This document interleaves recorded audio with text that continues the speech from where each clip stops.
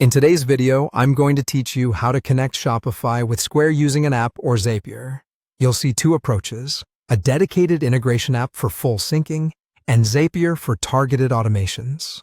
I'll explain what each does, how to set it up, and tips to keep your data clean and accurate. Let's start with the integration app route.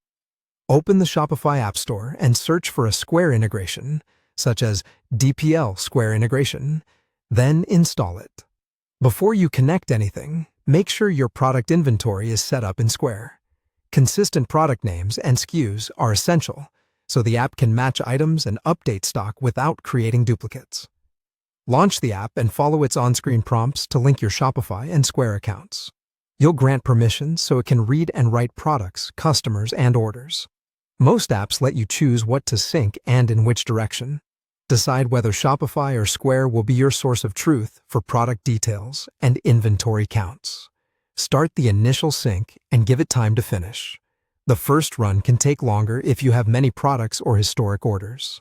When it completes, spot check a few products and a recent order in both systems to confirm quantities, customer info, and order statuses align.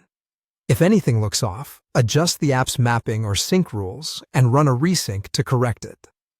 Now, if you prefer a more flexible workflow, use Zapier. Create an account and log in.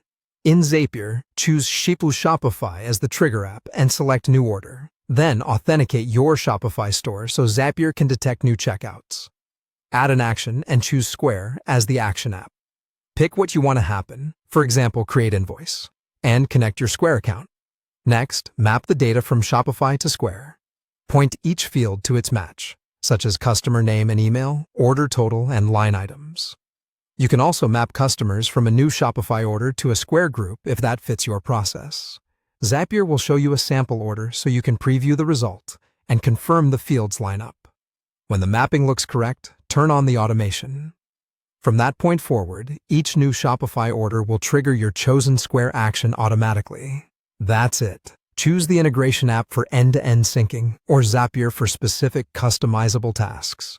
Keep product data consistent and review your first sync to stay error-free. Thanks for watching, and good luck connecting your stores.